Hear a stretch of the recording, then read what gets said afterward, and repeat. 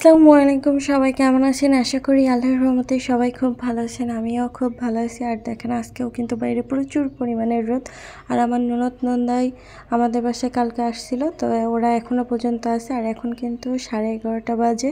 তো একটু কিছু খেতে ইচ্ছা করতেছিল। আমিই বলতেছিলাম যে একটু নুডলস আনলে রান্না করা যেত, কিন্তু আমার নন্দাই উঠে বলল যে সে নাকি নুডলস রান্না করবে। তো খুব এক্সাইটেড, সে নুডলস নিয়ে আসতে গিয়েছে। আর এখানে যা যা লাগবে সব কিছু আমার ননদ এখানে রেডি করে নিতেছে।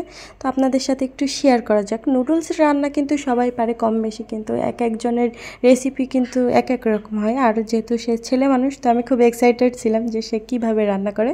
তো আপনাদের সাথে সেটাই আর কি শেয়ার করব, এই নুডলসের রেসিপি। তো এখানে প্রথমে হচ্ছে আমার ননদ 3টা আলু নিয়ে আসে ছোটো সাইজের। তো আলুগুলোকে সুন্দর করে কুচি করে কেটে নিয়ে আসে। তারপরে এখানে টমেটো কুচি করে নিতেছে। এখানে পরিমাণ মতন আপনারা যে যেমন খাবেন তেমন আর কি নিয়ে নিতে পারেন। এইদিকে আমার নন্দাই হচ্ছে নুডলস নিয়ে চলে আসছে। আর রোদ গরমে তার খুব খারাপ অবস্থা, সে এটাই বলতেছিল যে বাইরে যে অবস্থা তার পুরো খারাপ হয়ে গিয়েছে। সাথে সসও নিয়ে আসছিল। তারপরে এইদিকে পেঁয়াজ ঝাল সব কিছু কুচি করে নেওয়া কমপ্লিট হয়ে গিয়েছে। এখন হচ্ছে আমরা রান্নাতে চলে যাব। তো প্রথমে গ্যাসের চুলাটা জ্বালিয়ে নিয়ে কড়াই বসিয়ে দিয়ে তারপরে এখানে আমরা পরিমাণ অনুযায়ী আর কি পানি দিয়ে নিয়েছে। তারপরে এখানে হচ্ছে আমরা আলুগুলোকে প্রথমে একটু সিদ্ধ করে নিব। এর জন্য আলুগুলোকে এখানে দিয়ে দেওয়া হয়েছে। আর সামান্য পরিমাণে একটু লবণ দিয়ে নিব। তারপরে কড়াইয়ের ঢাকনাটা দিয়ে 3-4 মিনিটের মতন সিদ্ধ করে নেওয়ার পরে এই আলুটার ভিতরে আমরা নুডলসটা দিব। এক কথায় আলুটা যখন 70%-এর মতন আর কি সিদ্ধ হয়ে যাবে, তখনই নুডলসটা দিয়ে দিব। তাহলে আলু আর নুডলস ভালোভাবে সিদ্ধ হয়ে যাবে। আপনারা চাইলে যখন নুডলসটা দিবেন তখন হচ্ছে সামান্য পরিমাণের একটু সয়াবিন তেল দিতে পারেন, তাহলে নুডলসটা আর কি মানে জোড়া লেগে যাবে না।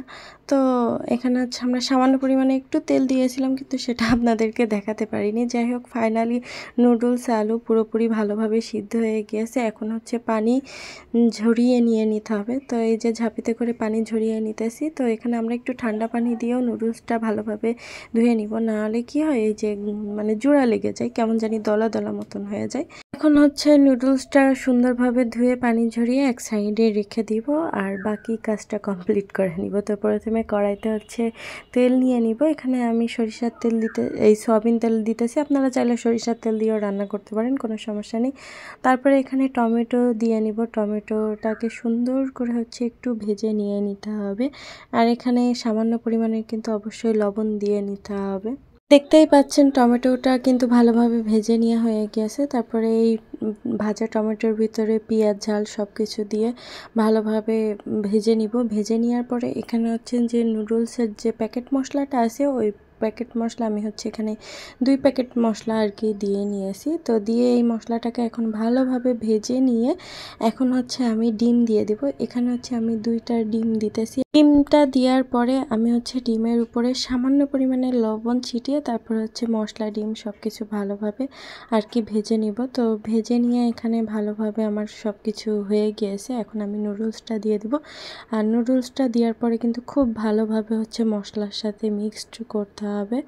তো এখানে এই যে দেখেন, আর এই যখন মিক্সড করা হয় তখন কি পরিমাণে যে হাত ব্যথা করে, প্রচুর পরিমাণে হাত ব্যথা করে। তো তারপর এখানে এখনও 2টা প্যাকেট মশলা ছিল, তো এই প্যাকেট মশলা 2টা এখন আমি দিয়ে দিব। আর নুডলসটাকে ভালোভাবে নাড়িয়ে চাড়িয়ে নিয়ে নিতে হবে যাতে মশলাটা সব জায়গায় লেগে যায়। তো ফাইনালি নুডলস রান্না কমপ্লিট হয়ে গিয়েছে। আর নুডলসটা আমরা হচ্ছে শসার সাথে খেতেছি। শসা কুচি কুচি করে নিয়ে নুডলস খেলে কিন্তু খুব মজা লাগে, সস দিয়ে খেলেও খুব মজা লাগে। আর নুডলস সাধারণত একটু গরম গরম খেতেই বেশি ভালো লাগে।